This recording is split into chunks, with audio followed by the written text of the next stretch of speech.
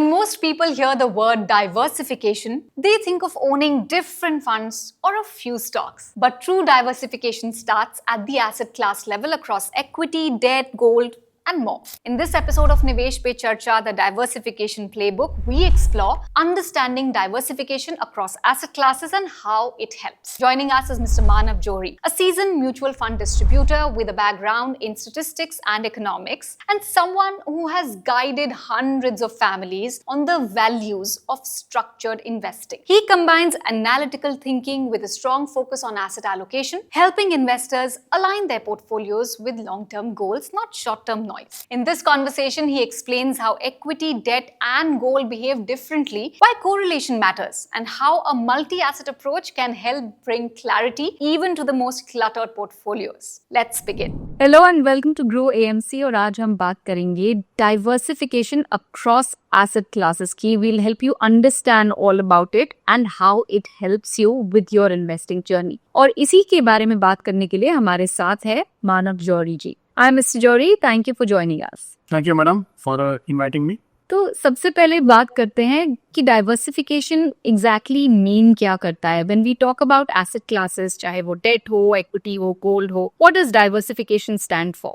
Ma'am देखिए, diversification जो है वो बेसिकली बहुत इंपॉर्टेंट चीज है. इन्वेस्टमेंट हम जब भी कर रहे हैं तो एक चीज हम सबको पता होनी चाहिए कि इन्वेस्टमेंट जब हम करते हैं तो हम रिस्क को खत्म नहीं कर सकते. जो निवेश से जुड़ा हुआ जोखिम है वो हम खत्म नहीं कर सकते, लेकिन डाइवर्सिफिकेशन से हम उसको कम कर सकते हैं. आज की डेट में अगर हम डाइवर्सिफिकेशन की बात करें एसेट की, तो हमारे पास इक्विटी है as a asset, gold as an asset है कमोडिटी में, सिल्वर एज ए एसेट है कमोडिटी में, फिर डेट है, फिक्स इनकम, बॉन्ड्स, उसके अलावा प्रॉपर्टीज हैं. आज की डेट में इंटरनेशनल इक्विटी को भी एक एसेट क्लास माना जाता है, और आपके पास कुछ कैश भी होना चाहिए.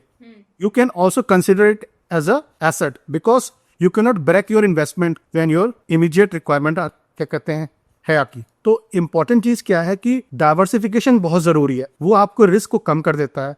Okay, but what happens when someone invests, अगर कोई किसी एक ही एसेट क्लास में इन्वेस्ट करे तो? बेसिकली होता क्या है कि आप किस्मत पे ज्यादा निर्भर करते हैं. जब आप एक एसेट क्लास में पैसा लगा रहे हैं, हो सकता है आपको वो रिटर्न दे दे. रिस्क टेकिंग एपेटाइट आपकी बहुत ज्यादा है. लेकिन अगर रैशनैलिटी की बात करें निवेश की, तो प्रॉपर जो है कहते हैं समीकरण तभी बनता है, एक टीम तभी प्रॉपर बनती है, या एक थाल पूरी तभी कंप्लीट होती है जब उसमें सब कुछ हो, है ना. दाल, रोटी, चावल, सब्जी, सब कुछ हो. आप अकेले रोटी से पेट नहीं भर सकते या चावल से पेट नहीं भर सकते. वैसे ही क्रिकेट टीम को परफॉर्म करने के लिए उसके पास बैट्समैन भी होने चाहिए, बॉलर्स भी होने चाहिए. सिर्फ एक बैट्समैन के आधार पे कभी भी कोई बड़ा अच्छी टीम नहीं बन सकती. तो मैं आपको एक एग्जांपल देना चाहूंगा इसमें कि मेरे एक बहुत ही क्लोज फ्रेंड थे. तो वो क्या था कि उनका प्रॉपर्टी में बहुत एक्सपोजर रखते थे. तो 3-4 साल पहले उन्होंने प्रॉपर्टी में एक बड़ा निवेश किया. उस बड़े निवेश से क्या हुआ कि वो उन्होंने प्रॉपर्टी बनाई और प्रॉपर्टी को उन्हें बेचना था. लेकिन आज 3-3.5 साल हो गए वो उस प्रॉपर्टी को बेच नहीं पाए, क्योंकि उन्होंने सारा पैसा वहीं लगा दिया था. तो प्रॉपर्टी नहीं बिकी तो उसमें क्या नुकसान हुआ? पहले तो 3 साल का इंटरेस्ट रेट का लॉस हुआ उनका, प्लस रुपये भी डेप्रिशिएट होता है भाई. इन्फ्लेशन की वजह से जो पैसा जो था वो 50 लाख रुपए, आज 50 लाख रुपए की वैल्यू तो नहीं रही 3 साल बाद. इसी तरीके से वेरियस एसेट क्लासेस में अलग अलग टाइप के रिस्क हैं. तो एक प्रॉपर जो है कहते हैं जब आपको जो है कहते हैं एक टीम बिल्डअप करनी है, तो एक सबका जो है कहते हैं कंट्रीब्यूशन होना चाहिए उसमें. ओके, अगर हम डाइवर्सिफिकेशन की बात करें तो कोरिलेशन एक वर्ड है जो कई बार उस कॉन्टेक्स्ट में यूज किया जाता है. What does it mean in simple terms and उसका इम्पोर्टेंस क्या है? Why does it matter? Correlation is very important. Correlation दो एसेट क्लास के बीच के संबंधों के ऊपर डिपेंड करता है ना. अगर हाईली कोरिलेटेड रिलेशनशिप है, तो अगर आपने हाई कोरिलेटेड एसेट्स एक साथ चूज कर लिए तो आपका पोर्टफोलियो इज रिस्की. अगर वो लो कोरिलेशन है तो वो क्या करेगा कि आपके पोर्टफोलियो को एक आधार प्रदान करेगा. एग्जाम्पल के तौर पे मैं बताना चाहूंगा कि इक्विटी और डेट का अगर कोरिलेशन की बात करें, तो जब भी बॉन्ड यील्ड जो है बढ़ती है, तो ये देखा गया है कि स्टॉक मार्केट जो है कहते हैं वो रिटर्न अच्छे नहीं देता है या करेक्शन आता है. और अगर बॉन्ड यील्ड कम होती है तो स्टॉक मार्केट रिटर्न्स देता है.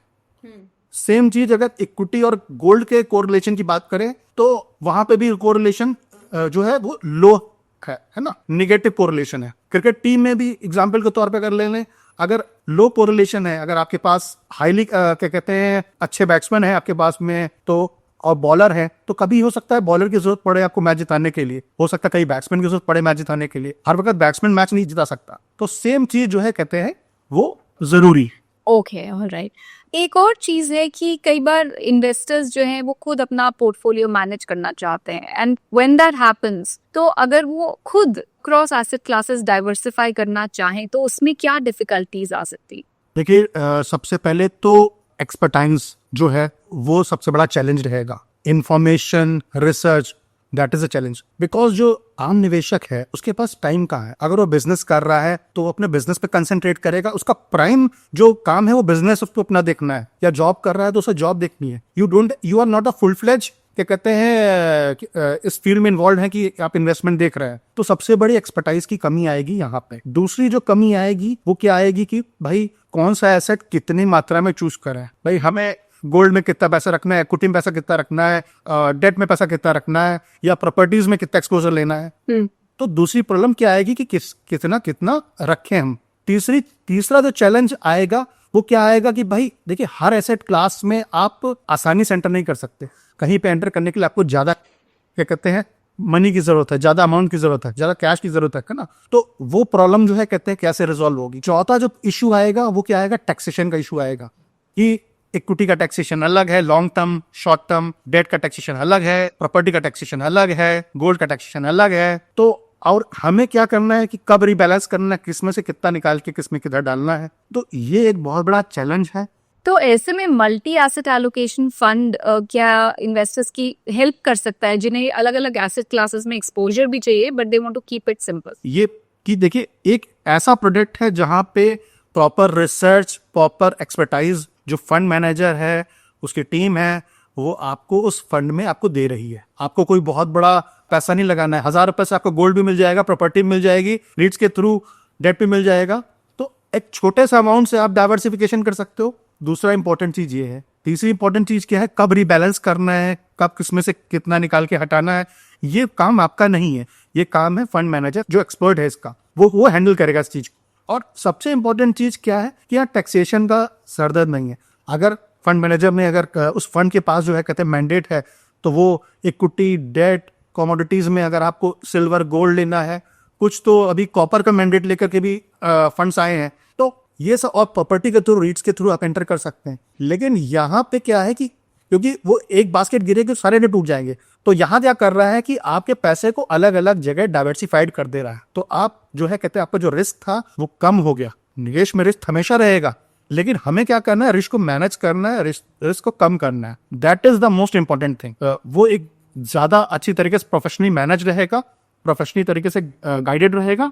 Thank you so much miss जॉरी हमारे साथ बात करने के लिए एंड डाइवर्सिफिकेशन से जुड़ी ये सभी इनसाइट्स और आपके लर्निंग्स हमारे व्यूअर्स के साथ शेयर करने के लिए। Thank you ma'am, thank you. As Mr. Manav Jori shared, real diversification isn't about holding multiple investments. It's about understanding how those investments interact. Equity brings potential for growth, debt can help manage volatility, and gold often behaves differently during macro uncertainty. When these assets are used together with purpose, they can support more stable long-term outcomes. That's what the Grow Multi-Asset Allocation Fund seeks to offer. A single portfolio that invests across equity, debt, and commodities like gold and silver. It aims to help investors stay diversified across asset classes without needing to manage every shift manually. The NFO is open from 10th to 24th September 2025. Please consult your financial advisor before investing and read all scheme-related documents carefully, because real diversification isn't about adding complexity. It's about removing guesswork. Mutual fund निवेश बाजार जोखिम की अधीन है। योजना संबंधी सभी दस्तावेजों को ध्यान से पढ़ें। Mutual fund investments are subject to market risks. Read all scheme-related documents carefully.